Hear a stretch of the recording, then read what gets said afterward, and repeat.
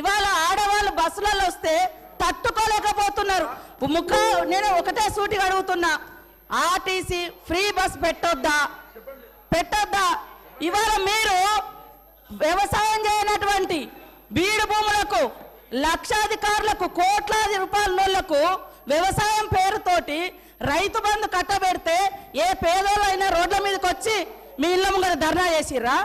ఈరోజు ఆటోలను ముందు పెట్టి మీ అధికారం రావాలని ఎప్పుడు మీరు సెంటిమెంట్లను వాడుకొని ఒకరిని ముందు పెడతారు, ఆ తర్వాత మీరు వెనక నుంచి వస్తారు. ఇది మీ నైజం. గతంలో కూడా అగ్గిపుల్లలు దొరకక డ్రామాలు చేస్తే పాపం వేరే పిల్లలు ఆత్మహత్య చేసుకున్నారు.